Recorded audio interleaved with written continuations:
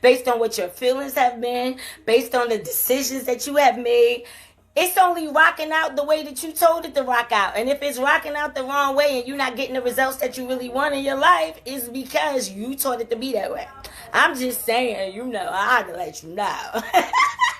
All right? So, it's extremely important that you actually, understand that this ego part of you, it's not all bad. Because if you could get it on your team, then it will begin to do new things with you. It will start to assist you with where you want to go. But the thing is that, it ain't going nowhere. So you need to, figure out what you're going to do with it while it's here. All right? So, I want to review with you guys. Oh, there was a verse. A verse from the word that was really, really good. And I was like, oh, this would be so awesome to bring it to your attention. And it was in Proverbs. So it was Proverbs 16:8. And it said, pride goes before destruction. And a haughty, I don't know if I'm saying that word spirit, but and a haughty spirit before the fall. Before a fall, I think is what it was. So I'm gonna say it again. All right, so pride goes before destruction, and a haughty spirit before a fall. Okay? So, guys, we got to pay attention to this little ego thing, because the ego is the exact force that gets in the way of experiencing a meaningful life, a life that's in harmony, a life that will keep you in alignment with, with where you want to go, right? And the thing is that you have to understand and pay attention to this self-serving trap. Okay? It's a self-serving trap. So don't get in the trap of ego. Understand when your ego is operating on the wrong flow and be like, wait a minute, come here for a minute. Come on back, right? Because you're going to have to do that, all right?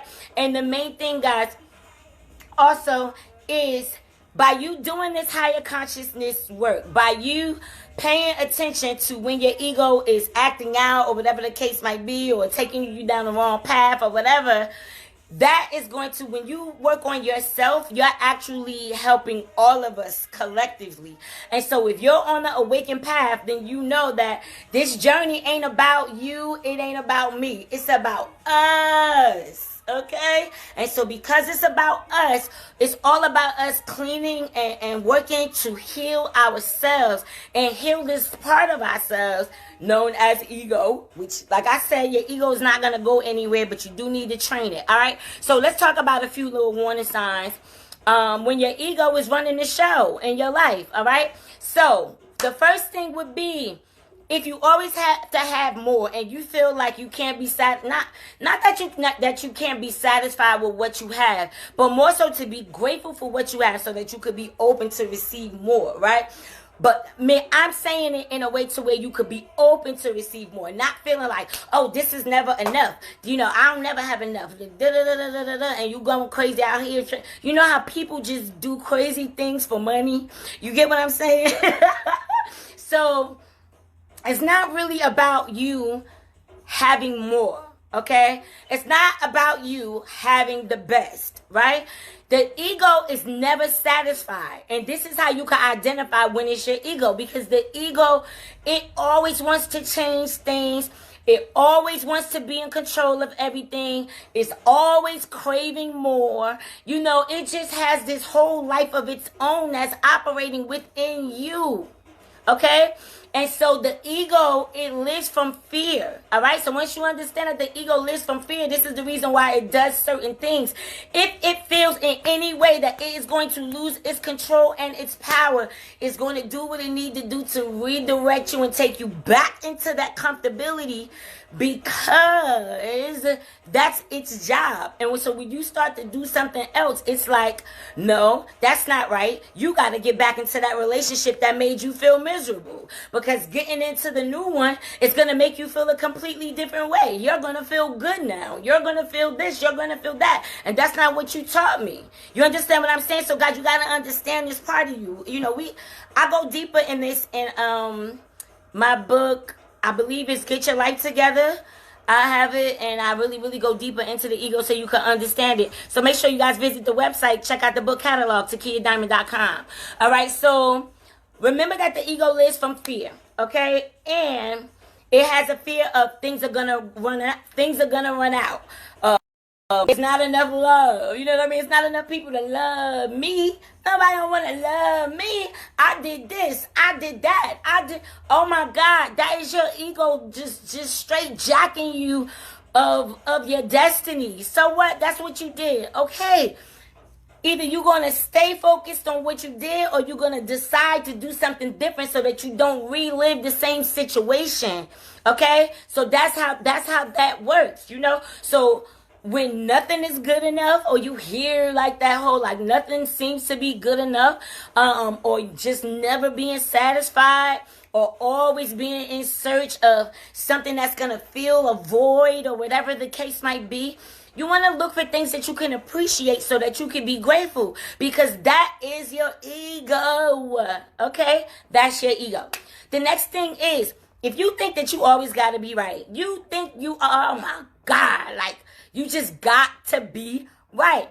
Me, I don't have to be right. I could allow you to feel like you're right. Even if I know that you're wrong, I could still just allow you, like, you're right. I'm not about to kill myself over what you believe. Right?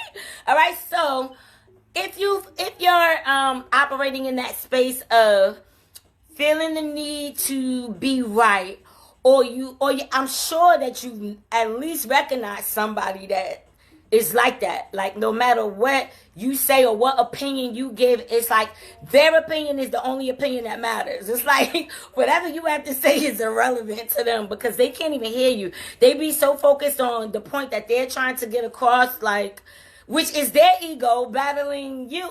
It's just a lot, guys. We gotta go deep, and I don't want to take y'all that deep into it right now. We're just trying to run through some quick things for you guys. So the ego is in charge of conflict. Okay, so somebody says something to you, you feel defensive by what they said. Why? Because ego is tripping. Like, who does this person think they are to correct me? Right? But the person might not even be coming at you in that way to, oh, I'm trying to correct you. The person could just be making a suggestion, or the person could just be sharing a fact or sharing a thought or whatever, and you get all defensive. That is not your true self. Your true self does not have to be valid. It doesn't have to prove anything. Your ego has to prove everything. Your ego, it has to judge everything. He's not right. She's not right. They were wrong. All of that stuff. That's what your ego have to do. But when you are one within yourself, and you get, you know what I mean, and you understand who you are as a whole, and that there is no separation, then guess what? You won't even, like, experience things on that type of level, okay? So if you experience things on that type of level, let's just say you'll be more aware of when it's happening so that you could control the ego rather than allowing your ego to get out of control. Okay? Let's say it like that, all right? So you want to recognize, you know, when you're being guilty of this thinking of, I gotta be right, I gotta be right, I gotta be right, I gotta be right. Okay? You don't need to be right. When you have the right, I want to say, when you have to be right, it stifles your potential, because you're not even allowing yourself to grow off of somebody else's idea. So you actually limit yourself. You understand what I'm saying? All right, cool. All right, so number 3 is you feel tense, you feel uncomfortable, and you feel overwhelmed with stress, right? So the ego focuses on survival, all right? The ego's job is to help you to survive, okay? It is the alarm that when you get ready to change something, it's going to be like, danger, get off the floor. Look at this, yeah, sir, been so long. I get y'all of that, right? But no, seriously, so that's how the ego plays on your intelligence.